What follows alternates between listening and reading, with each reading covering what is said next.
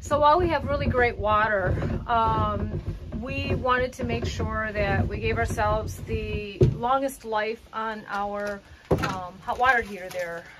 One of the things that they said that can make it go the most is sediment or like calcium deposits, just basically limescale, things that you would find in everyday water, especially well water. So we invested in what we call a Big Blue filter system. That thing is what, 2 feet long? Close. The Big Blue, what it does is it filters out calcium and magnesium and lime, and it's not cheap. I think it cost us total of $250, including the first filter, which is that guy right there. But in the long run, it's less expensive, simply because we want to make sure that we give the best life for our appliances that run the water through it. So what Jay did was, we were very adamant about making sure that we did not filter the water that goes to the sprinkler or to the garden. So we put the Big Blue after the pressure tank.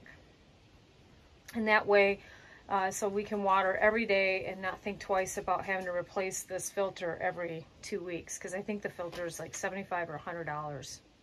So you're supposed to be able to get the filter life out of it anywhere between 3 to 6 months, depending on the mineral deposits.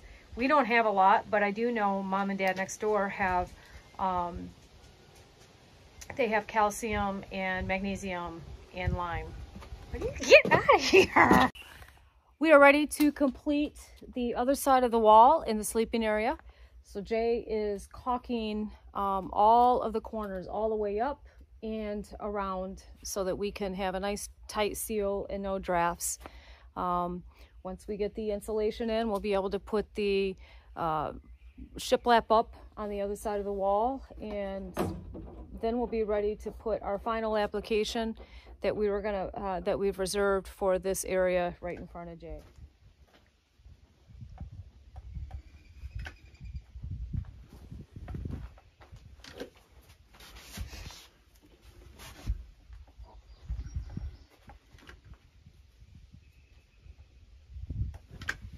So now that we're ready to put the shiplap up on this wall that separates the sleeping space from the utility area, what we're gonna do is we are gonna utilize this space right here, which will accommodate for a niche, and we're gonna do one on each side. Thankfully, the electricians left us more than enough wire to move the outlets. If you can see right here, that's where they were on level all the way across. We're gonna leave the one that has the blue backing because that faces the utility space. But the one that you see hanging there, and then this one, that's the new placement.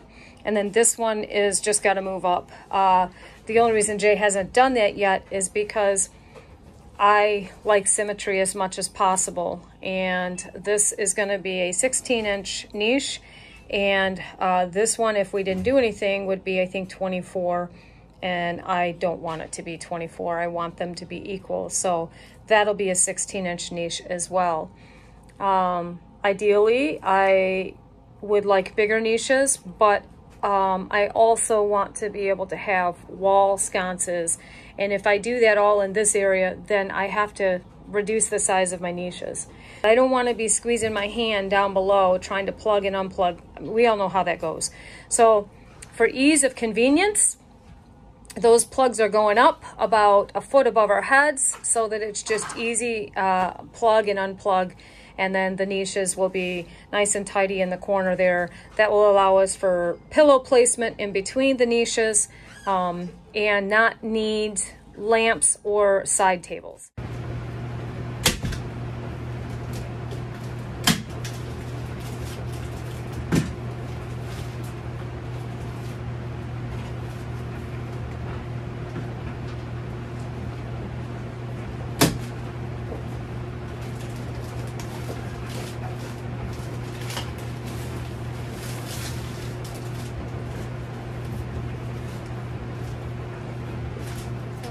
Get some tape for the seams for the insulation, because Rather than go and purchase 24-inch, we decided to go ahead and use the 16-inch that we had on hand. That means we just have to tape the seams, not a big deal. And because it was on the inside of the wall, that's separating the utility room to the sleeping area, and the utility room's already gonna be heated. It's more for a sound barrier, so we're not too concerned about it, but we do want to have it taped. So it means a trip to the shipping container that we actually use for storage. And I know I keep a bin with tape in it, and I always put it right up here. Hopefully you can see that. There we go. So I always put it right up there. I know I have duct tape, and I know I have Gorilla tape. I know I have blue painter's tape. I don't think I have craft tape that would do that, but we'll see. This is my tape and my gloves bin. I always keep extra pair of gloves for us, for whatever reason, and for you guys in case you want to come and help. And I've got our, what's this? Oh, this is our ram board seam tape. That's a strong contender right there. Let's see what else we got. Masking tape, blue tape, that tape, more masking tape. Well, the masking tape would have worked. Duct tape works for everything, as you know, including prom dresses.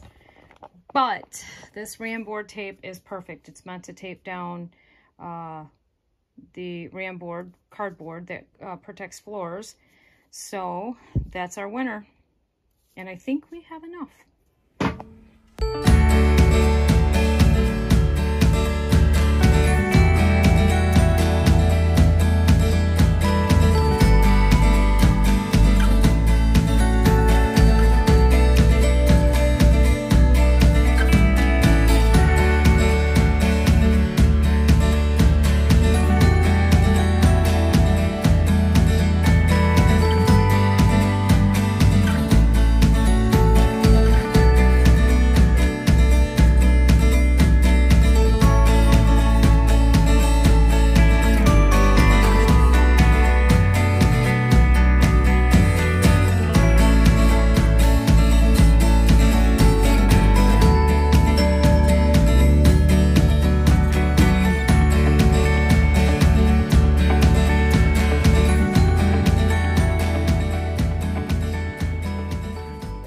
So this is the disadvantage of the Insofast.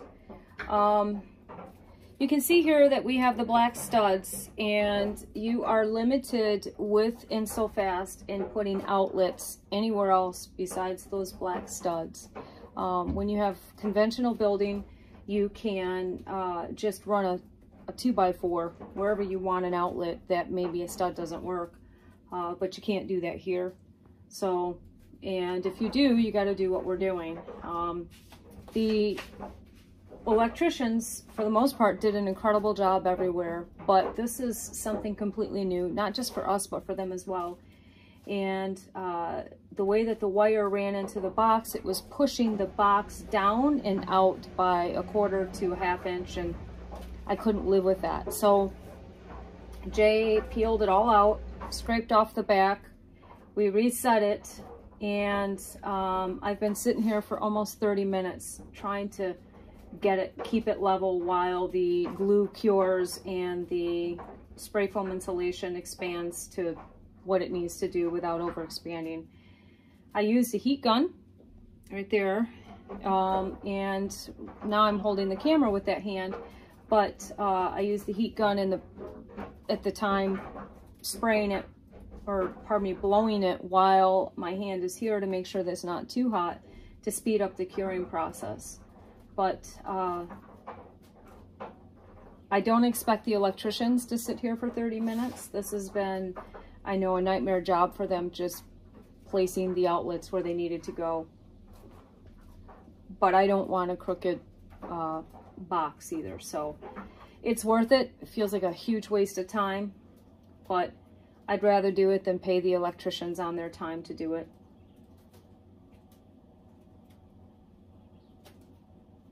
I told Jay I would sit here and hold it. He just wants to continue working. I feel bad, but I can't live with this. There he is. Sitting down on the job. Right, hon? He's just letting me do what I want to do because he knows he'll have no peace if I don't have this thing. Oh.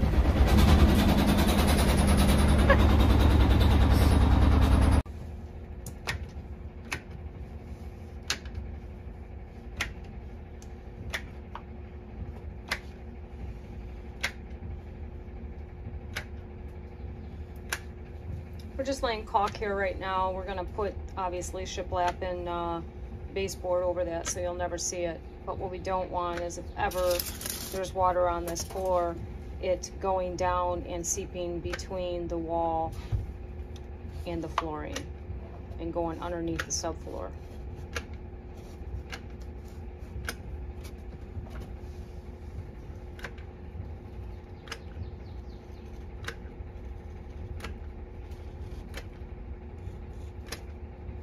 Not a foolproof way, but just, you know, an ounce of prevention.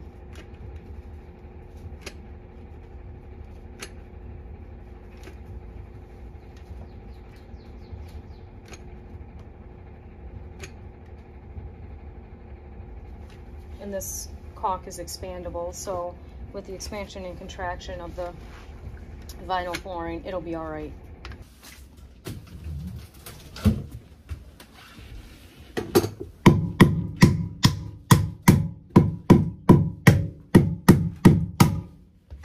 Do you see how low that window is? Jay said, why are you putting such a big window in there? And why is it so low? I said, he'll thank me when he sits for the first time and gets to survey his kingdom. No better view than that. And it's private. He won't have to use the outhouse and leave the door open, right? Mm-hmm. And all you hunters out there, you'll be able to appreciate that view and easy accessibility. Who needs a tree stand? A toilet stand.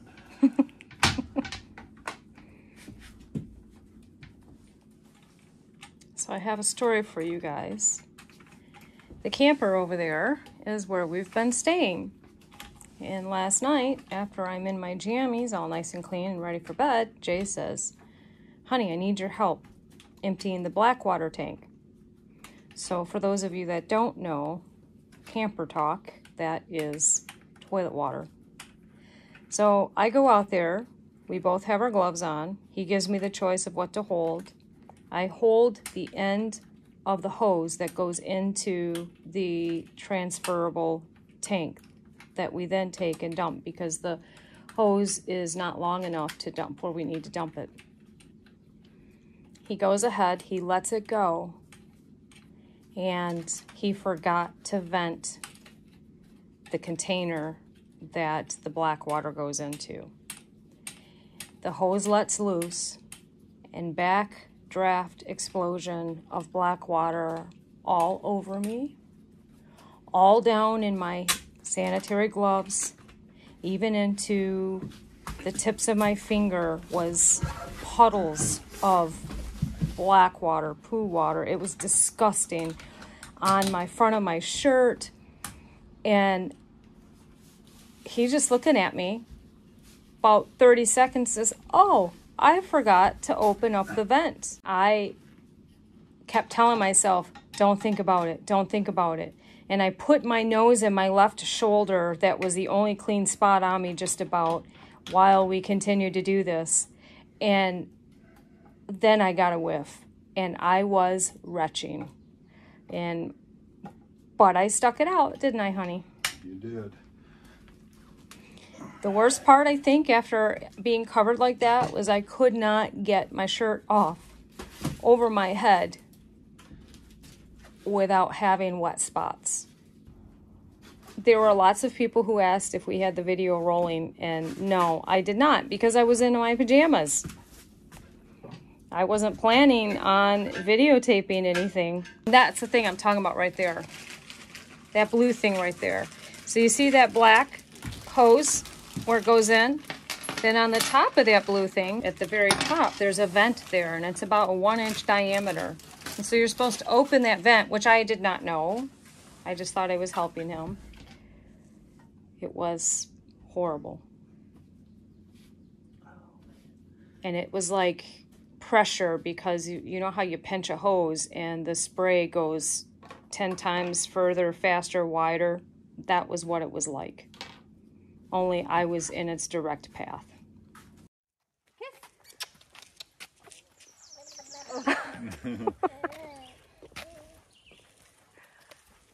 Say, giddy up, horsey. That's what it sounds like you're doing, neighing. Oh, Daddy. He's loving on you. Give him a kiss.